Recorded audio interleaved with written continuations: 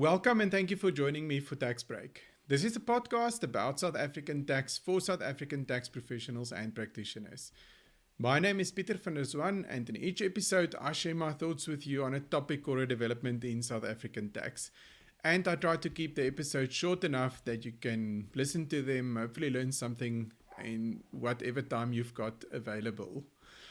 Now, something that seems to be happening more in practice than it used to at least is entities being automatically registered for VAT purposes.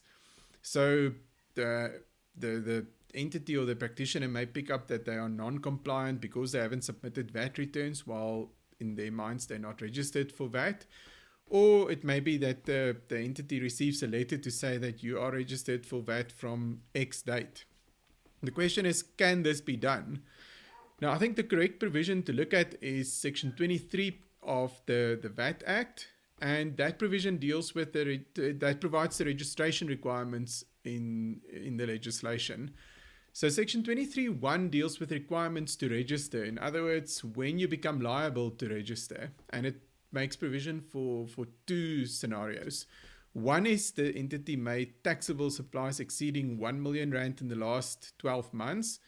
The other is that the entity has got contractual obligations where it will make taxable supplies of more than 1 million rand in the next 12 months.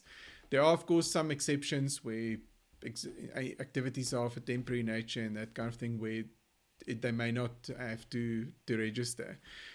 Also, implicit to this definition is that you need to look at, is the entity actually making taxable supplies? Does it conduct an enterprise? Those kind of things. It's not just any transactions of more than 1 million rand in the last 12 months. Then moving on through Section 23, 23(2)(a) deals with non-residents who become liable to register. So I don't think that's the provision we're dealing with here. And then 23(3) deals with voluntary registrations. So again, you'd need to apply to be registered on a voluntary basis. And this provision gives some minimum thresholds, and it also caters for regulations to be issued for certain entities in certain industries to be registered. I think the critical provision here is Section 23(4), and if we look at the first paragraph A, it says where you've applied to be registered as a vendor and SARS is satisfied that you are eligible, then from a date determined by the commissioner, you will be a vendor. So that's not the one I think we're looking at. In most cases here, the person involved or the entity has not applied.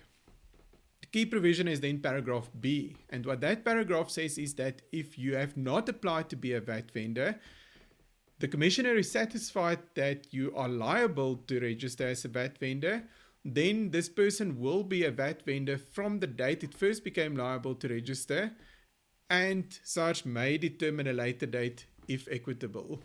Now, I think the critical part here is that SARS must be satisfied that the person was liable to register. And from our experience, it seems that that's where the process might fall short in some cases, in that the registration seems to happen without much consultation or gathering all the facts to be satisfied that the person should have been registered as a VAT vendor.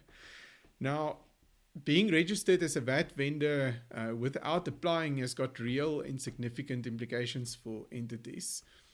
Especially if the date goes back a while, you may have a liability to pay output tax that you've not recovered from your customers, that you may have no ability to recover.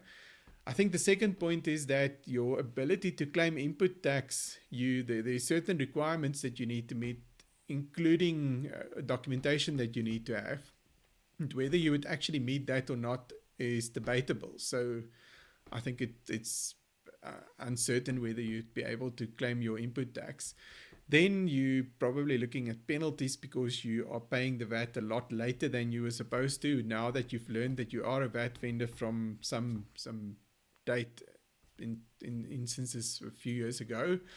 And there's also interest on these VAT payments. So some cases it may be that the entity should have registered and SARS is using the provision in exactly the way it was intended. But there could also be cases where the taxpayer does not agree with SARS. So then the question comes up, what now? What are your remedies? So the idea in the podcast is not really to give advice or say that this is your checklist of remedies that you can follow. I would like to share a few thoughts with you that could maybe guide your own thinking in this regard. Now, if we look at Section 32 of the VAT Act, it gives a list of decisions that are subject to objection and appeal. Section 23(4) is not listed there, so that means that this specific decision by the Commissioner is not subject to objection and appeal. So 2 ideas from my side as to how this could be resolved and what I've seen some other practitioners doing. The one, and in my view, probably the most correct way of doing this, is that the Tax Administration Act caters for a process where if there's been a decision by a SARS official or a notice has been issued, where you can request for that decision or notice to be either withdrawn or amended. So in my mind, the correct way, or the first way I would consider would be to see if you can, especially if the decision isn't factually sound. So let's say you don't conduct an enterprise, for example, to try to get that decision or the notice withdrawn. The other route that I've seen in some instances being used, and I think there could perhaps be some merit to it, is to follow the process in Section 24 of the VAT Act. So that's to cancel the registration. My one concern with this approach is that it then implies that the entity was actually a registered VAT vendor, at least possibly for a period of time, and that could leave you with some exposure.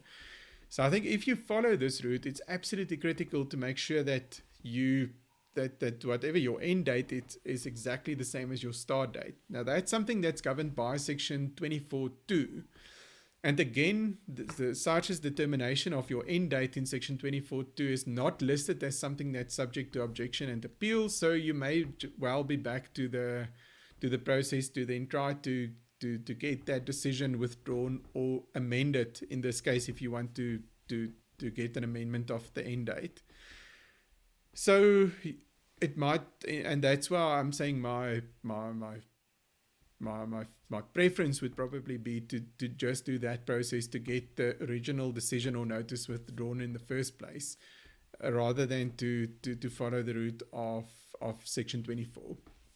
So in summary, I do think there is a legal basis. However, this legal basis in Section 23 requires that the Commissioner must be satisfied that the person was liable to register as a vendor. And as I've already mentioned, it seems like in some cases that the process to be satisfied of this is lacking, or that that there's very little, if any, consultation with taxpayers. So if you find yourself in that position where you are registered as a vendor where you, in your view, you shouldn't be, I think it is definitely advisable to consult on it, to look at all the facts and circumstances, and then consider the best course of action in the case of your facts and circumstances. That's it for today's episode. If you've got any questions, comments, feedback, ideas for future episodes, please send me an email. My email address is in the show notes. If you like the podcast, please subscribe on your favorite podcast platform and tell all your friends and colleagues about it. Just a reminder, as always, that the podcast is not intended to be tax advice or a replacement for fact-specific tax advice, especially as to what the correct course of action would be in this case. If you're looking at and you're sitting with this problem, you need to get tax advice to look at to decide on what is the best course of action in your specific facts and circumstances. Until next time, goodbye.